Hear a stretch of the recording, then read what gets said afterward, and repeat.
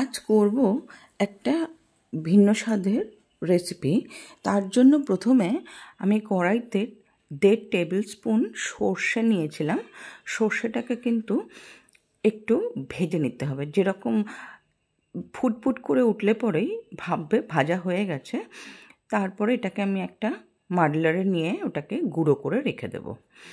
এরপরে সেম কড়াইতেই কিছু বড়ি নেব। বড়িটাকে প্রথমে শুকনো খোলায় ভেজে তারপরে তেলের মধ্যে ভেজে লাল লাল করে উঠিয়ে নিতে হবে।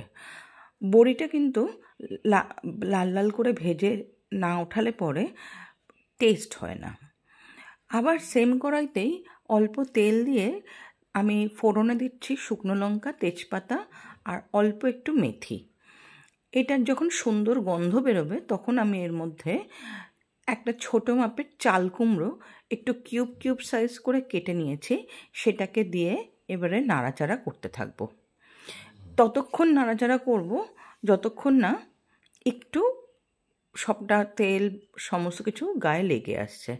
তারপরে এর মধ্যে একটু নুন দিয়ে আমি ঢাকা দিয়ে রেখে দেব ততক্ষণ পর্যন্ত, যতক্ষণ না চাল কুমড়োটা সম্পূর্ণভাবে সুসেদ্ধ হয়ে যাচ্ছে। দেখো চাল কুমড়ো কিন্তু আমার সুসেদ্ধ হয়ে গেছে, সাথে জলও রিলিজ করেছে অল্প। এবারে আমি এটাকে একটা পাত্রের মধ্যে ঢেলে রেখে দেব। তারপরে সেম কড়াইতেই আবারও অল্প একটু তেল অ্যাড করব। তেল অ্যাড করে করলা আমি কিন্তু লম্বা লম্বা করে কেটে নিয়েছি, তারপরে সেটাকে হাফ করেছি। এইরকমভাবে 2টো করলা নিয়েছি মিডিয়াম সাইজের। এটাকেও কিন্তু খুব সুন্দর করে ভেজে নেব যতক্ষণ না করলাটার গায়ে একটু কালার আসছে। আর সাথে অল্প একটু নুন অ্যাড করব, করলার জন্য যতটুকু নুন প্রয়োজন ততটুকু।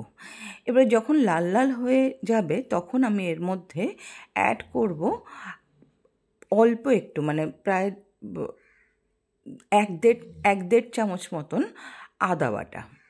এখানে আদা বাটাটাকে দিয়েও আমি কিন্তু সামান্য একটু নাড়াচাড়া করে নেব। যখন আদার কাঁচা গন্ধ চলে যাবে তখন এখানে অ্যাড করব নারকেল বাটা। এখানে নারকেল বাটা আমি দিয়েছি তোমার প্রায় 2 টেবিল চামচের মতো। নারকেল বাটার যখন সুন্দর গন্ধ বেরোবে তখন আমি এর মধ্যে দিয়ে দেব আগে থেকে সেদ্ধ করে রাখা চাল কুমড়োটা। এটাকে দিয়েও কিন্তু খুব সুন্দর করে নাড়াচাড়া করে নিতে হবে যতক্ষণ না সমস্ত মশলাপাতি একসাথে অ্যাকুমুলেট হয়ে যাচ্ছে ততক্ষণ পর্যন্ত।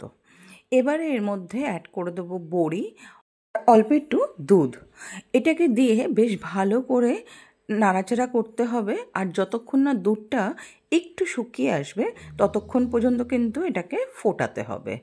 ফুটিয়ে নেওয়ার পর যখন ভালোভাবে দুধটা ঘন হয়ে আসবে তখন আমি এর মধ্যে দিয়ে দেব চিনি, কারণ যেহেতু এটা শুক্তো সেই জন্য চিনি কিন্তু মাস্ট। চিনিটাকে দিয়ে খুব ভালো করে নাড়িয়ে চাড়িয়ে নিয়ে এর মধ্যে দেব আগে থেকে শুকনো কলায় ভাজা সর্ষেটা। এটাকে দিয়ে নাড়াচাড়া করে তারপরে আমি এর মধ্যে ঘি অ্যাড করে এটা 10-15 মিনিটের জন্য ঢাকা দিয়ে তারপরে গরম ভাতের সাথে পরিবেশন করব। এই কাসন পোড়া চাল কুমড়ো শুক্তো। এটা কিন্তু আমাকে একজন রিকোয়েস্ট করেছিলেন, সেই দিদিভাইয়ের উদ্দেশ্যেই কিন্তু এই রেসিপিটা তৈরি করা। তো অবশ্যই কিন্তু জানিও কেমন লাগলো। আর তারপরে এটার মধ্যে অল্প একটু ঘি অ্যাড করব। ঘি অ্যাড করে কিন্তু আমি এটাকে বন্ধ করে দেবো। আর যদি ভালো লাগে অবশ্যই কিন্তু আমার চ্যানেলটাকে লাইক, শেয়ার, সাবস্ক্রাইব করতে ভুলো না। কমেন্ট করে জানিও আর বন্ধুবান্ধবের সাথে শেয়ার